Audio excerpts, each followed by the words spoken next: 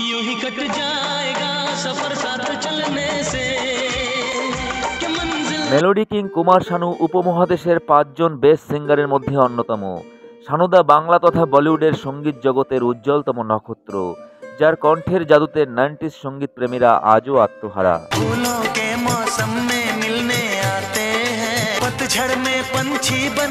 Nineties সঙ্গীতকারদের প্রথম পছন্দের singer ছিলেন কুমার শানু।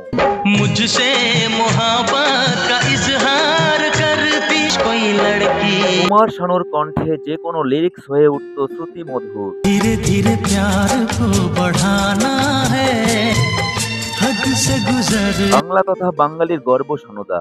তবে বন্ধুরা জানেন কি, কুমার শানুকে স্টুডিও থেকে গান না গাইয়ে চলে যেতে বলেছিলেন আর এক জনপ্রিয় বাঙালি সঙ্গীত পরিচালক আর.ডি. বর্মন। আর.ডি. বর্মন শানুদাকে বলেছিলেন সেদিন, এ গান তোমার দ্বারা হবে না। বন্ধুরা জানেন কি সেদিন ওই গানটা কোন সিনেমার গান ছিল? সেদিন কেন আর.ডি. বর্মন শানুদাকে এমন নেগেটিভ কথা বলেছিলেন, সেটাই থাকছে আজকের এই ভিডিওতে। সো 90s মিউজিক লাভার বন্ধুরা, চ্যানেলটি সাবস্ক্রাইব করে শেষ পর্যন্ত থাকার আন্তরিক অনুরোধ রইল।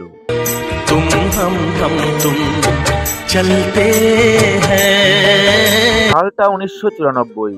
বলিউড ফিল্ম ডিরেক্টর বিধু বিনোদ চোপড়া তখন বানাচ্ছিলেন একটা লাভ স্টোরি ফিল্ম। সেই ফিল্মের মুখ্য চরিত্রে ছিলেন অনিল কাপুর ও মনীষা কৈরালা। বন্ধুরা নিশ্চয়ই বুঝতে পেরেছেন, হ্যাঁ, 1942 এ লাভ স্টোরি মুভি। আর এই সিনেমার সঙ্গীত পরিচালক ছিলেন আর.ডি. বর্মন। আর এই সিনেমার গান রেকর্ডিং করার জন্য তিনি ফিল্ম স্টুডিওতে ডাকেন কুমার শানুকে। সেদিন শানুদা স্টুডিওতে উপস্থিত হলে পঞ্চম দা শানুদাকে একেবারে আপাদমস্তক পর্যবেক্ষণ করে বলেন, আজ কোনো গান রেকর্ডিং করা হবে না, তুমি এখন আসতে পারো। একথা বলে শানুদাকে পরের দিন আসতে বলেন পঞ্চম দা। কিন্তু পরের দিন শানুদা যখন বেশ পরিপাটি হয়ে টিপটাপ ভাবে স্টুডিওতে উপস্থিত হন গান গাওয়ার জন্য, তখন শানুদাকে দেখে খুব খুশি হন পঞ্চম দা। আর.ডি. বর্মনের বড় ফ্যান ছিলেন শানুদা। শানুদা কোনো ইতস্তত না করে পঞ্চম দাকে জিজ্ঞেস করেন, দাদা, কাল আপনি আমাকে গানটা কেন গাইতে দিলেন না? তখন পঞ্চম দা বলেন, গানটি আমরা অর্থাৎ গীতিকার, সুরকার, প্রডিউসার মিলে বেশ কয়েক মাস ধরে পরিশ্রম করে বানিয়েছি। গানটিতে অভিনয় করবেন হ্যান্ডসাম হিরো এবং একজন সুন্দরী হিরোইন, আর সেই হিরোকেই আমি সিঙ্গারের মধ্যে দেখতে চেয়েছি।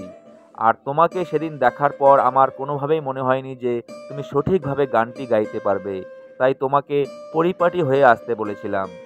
90s মিউজিক লাভার বন্ধুরা, শুনে নিন সেদিনকার সেই গানটা যা শানুদা গেয়েছিলেন।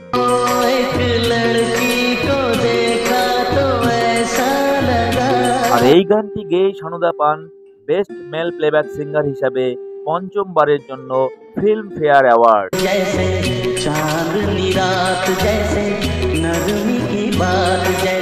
আরও একটি মজার ব্যাপার হলো, গানটি রেকর্ডিং করার সময় ছিল একটা ইন্টারেস্টিং কাহিনী। গানটিতে বেশ কয়েকবার জয়সে কথাটি রয়েছে, আর এই জয়সেতেই লুকিয়ে ছিল রহস্য।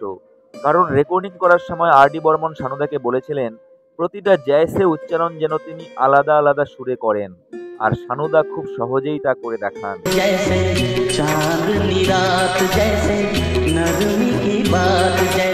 পঞ্চমদার সুরে শানুদার কণ্ঠের এই গান আজও ভীষণভাবে জনপ্রিয়।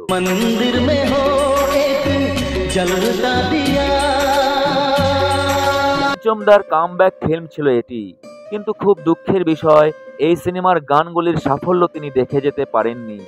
পঞ্চমদার অকাল মৃত্যু হয় এই ছবি মুক্তির আগেই। আর পঞ্চমদার এভাবে চলে যাওয়া বলিউড সঙ্গীত জগতে অপূরণীয় ক্ষতি। পঞ্চমদা বেঁচে থাকবেন তার সুরের জাদুতে।